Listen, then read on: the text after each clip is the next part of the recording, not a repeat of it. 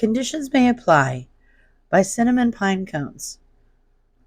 Read by Distracted by Books. Chapter 11. He on X Games Mode.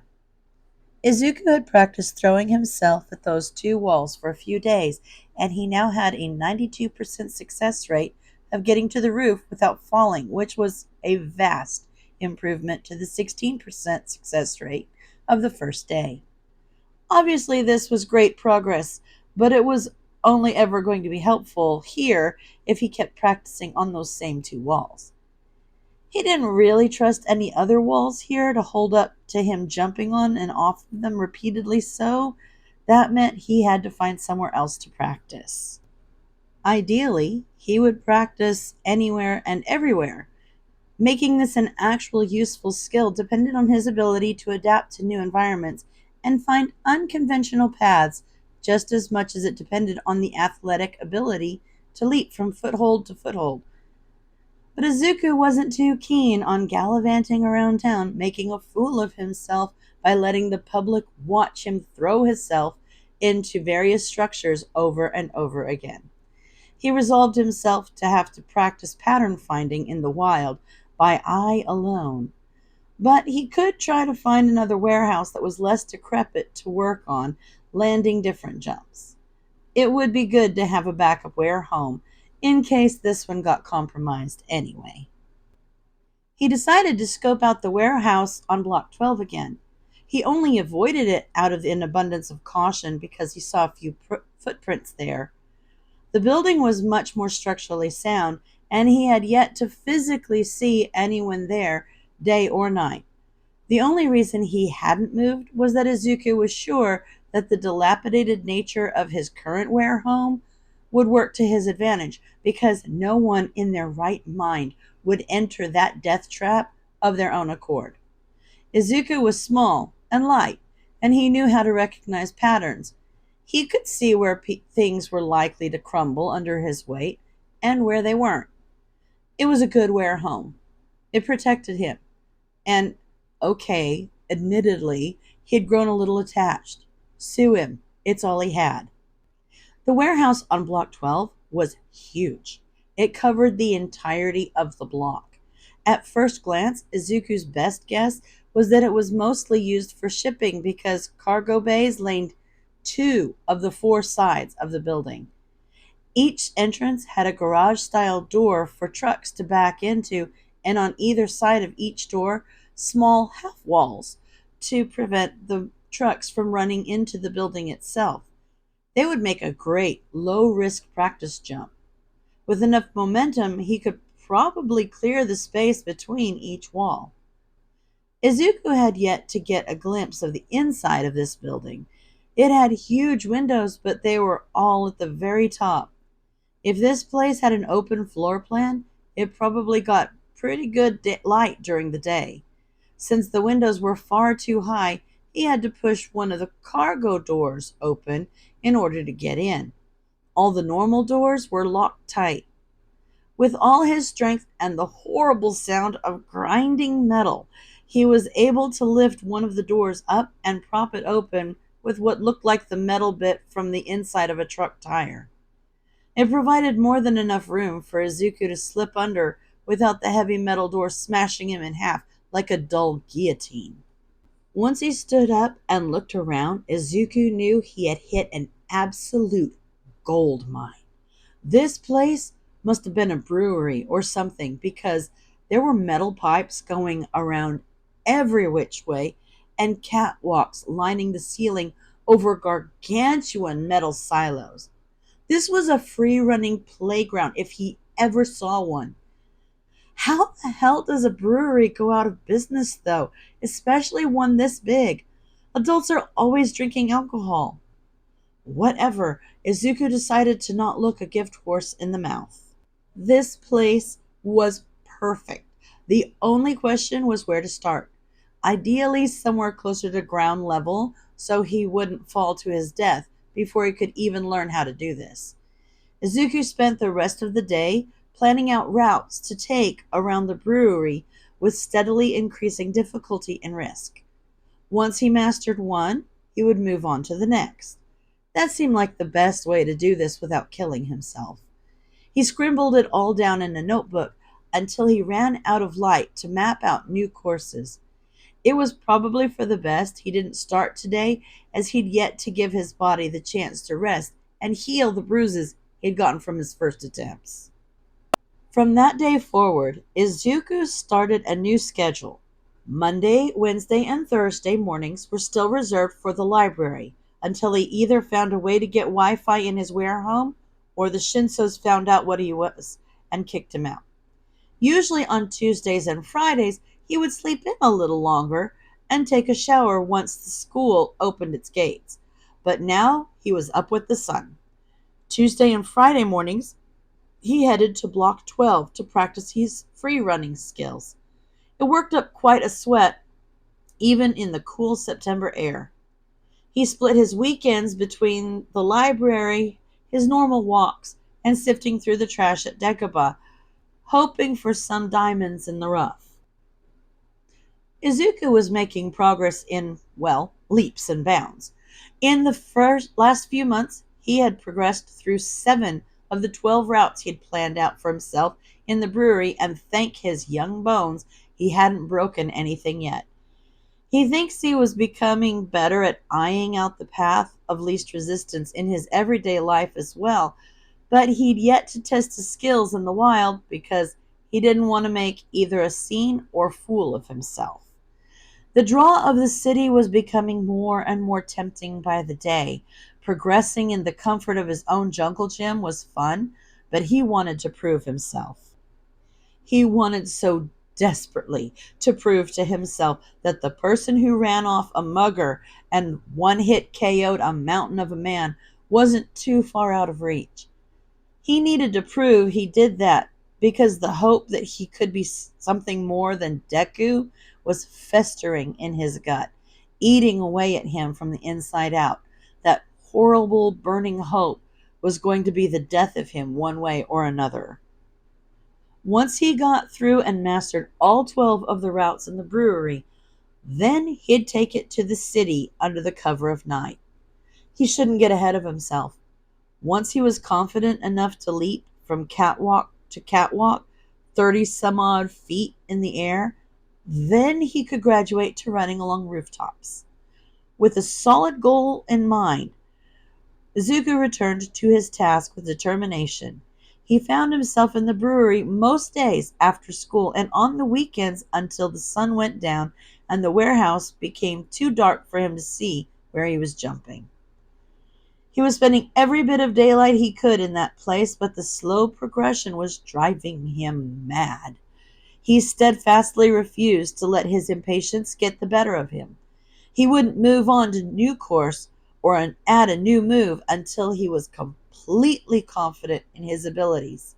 He couldn't afford to go to the hospital.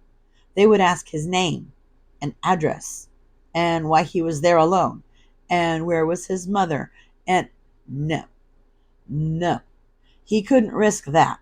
Inka wouldn't take him back even if she could talk her way out of a child abandonment case, and he wasn't going to let himself be put in the system. So Izuku did things slowly, and he learned how to break his fall above all else. He'd become exceptionally good at that. Necessity was an efficient teacher. Days and weeks came and went. Izuku hadn't found anything too exciting in the mountains of trash at Dekaba. He'd taken to gathering every blanket or towel he found that wasn't in complete tatters and cleaning them up as best he could to pad out his nest. The cold winter air had seeped its way into the foundations of the warehouse, and the space heater could only help so much when he was lying on the cold ground. He had found a few household items that weren't beyond repair as well. He found a broom, a lamp, a radio, a mirror, and even some paint, which he used to trace patterns along the dull walls by his landing. The stairwell was shaping up, and with the space heater and the accumulating pile of random cloths, it was pretty cozy, too. He still hadn't gotten to pet DJ, but she rarely ever hissed at him anymore. She'd recently started to let him set the treats down in front of her on the dumpster lid, and she'd eat them while he sat on the ground next to her and tell her about his day. Once he even got her to take a treat from his hand. It wasn't until early January that Izuku decided he was ready for the final test. He'd been practicing in every free moment he had for the last 4 months. He was going to jump from catwalk to catwalk in the brewery. There was a point where one of the catwalks turned at a 90-degree angle and ran parallel with another catwalk, about 10 feet away and 6 feet lower. It was the perfect place to get a running start and leap from one to the other. He had practiced the jump on ground level, and he could do it. Now he needed to prove he could do it under the pressure of being over 30 feet in the air. If he missed, he would either die or very much need to go to the hospital, and honestly, he would prefer the former. Here goes nothing. Sprinting full speed to the edge of the catwalk, Izuku jumped up on the railing and pushed his foot off, launching himself toward the other path below, and thankfully he stuck the landing with a heavy rolling crash. He did it! He actually did it! He was high on adrenaline, and for a moment he just laid on the cold metal laughing. He can't believe he just did that. To prove it wasn't a fluke, he did it again and again and again, until his aching muscles couldn't even bring him back up to the first catwalk, and the sunlight was rapidly receding from the windows. He did it. Now he could take it to the streets. Well, not now. Right now he was exhausted, and he was going to go back to his warehouse and possibly just throw himself down the stairs and fall asleep wherever he landed. Izuku was very thankful that he had pulled last night's stunt on a Saturday, because he didn't wake up until 11 o'clock on Sunday. Adrenaline is a hell of a drug. He didn't think planning his public debut on a weekend was the best idea, so he decided to use the day to walk around and plan a route. He'd passively been planning small moves and paths he could take, but now he was piecing them together in a full circuit around Uptown. He wouldn't be able to make the full round on rooftops, but he's pretty sure no one could do that without support gear or just a flying quirk. Once he'd extensively planned a nearly 2-kilometer circuit around the southernmost part of Uptown, he made his way home. He found some leather scraps at the beach last week, and he'd been meaning to make a sheath for his knife so that he wouldn't be running the risk of either cutting a hole in his hoodie pocket or just straight up stabbing himself while he threw himself around the city. He wasn't even going to consider not bringing it with him. He'd learned that lesson the hard way once, and he didn't need a reminder. Izuku ended up stabbing himself extensively with the needle. He knew how to sew. He'd been patching his own clothes up for years, but leather was a whole different beast. He really thought the needle would go through it easier, but after giving himself blisters, he resigned himself to needing to use pliers to pull the needle through. Some basic hand tools were among the things Izuku had been scavenging for at the beach, and that was currently paying off big time. With all the decor, he'd added working on small projects and things in the stairwell. Working on small projects and things in the stairwell was becoming one of his favorite activities. He almost got excited when he found new holes in his socks. His nest was really starting to live up to its name, and the soft yellow light of the lamp, in combination with the radiant warmth of the space heater, was so soothing. The radio he had managed to fix up was the cherry on top. He used to stream all his music, so he hadn't been able to listen to it since his phone service got cut off. He didn't realize how much he missed it until he got that radio working. He used to listen to Put Your Hands Up radio all the time on his phone, but it almost felt more genuine tuning in on an actual radio. By the time the sun had gone down and his alarm went off, telling him it was time to feed DJ, he had constructed a passable sheath for his blade. There was a strap on the side so that he could loop it through his belt. He didn't want to risk it falling out of his pocket. It wasn't the most elegant sewing he'd ever done, but it was sturdy and functional, and that's all it needed to be. Tonight was the night Izuku was going to finally get the chance to run through all the paths he'd been eyeing throughout Uptown, or he would die trying. Looking through it yesterday, he realized why Eraserhead opted to use his capture scarf to maneuver around as well as fight. There was no way for him to go from a shorter rooftop to a taller one, or even one of equal height, without scaling walls. He would have to be an Olympic long jumper to clear the distance between buildings without dropping too much height. He was 12 and quirkless, so that wasn't going to happen. Rooftops were further away from each other than the catwalks in the brewery, but he would have more room to gain momentum, and if he was jumping from a higher to a lower structure, he was confident he could clear the distance. Hopefully. Most of the route was just scaling up and down walls using fire escapes, ledges, and windowsills, but toward the end of the run, there were 3 buildings next to each other that decreased in height like giant set of stairs, and Izuku was gonna jump them. Izuku suited up in a black pair of jeans and a black hoodie with his warmest long-sleeve shirt underneath.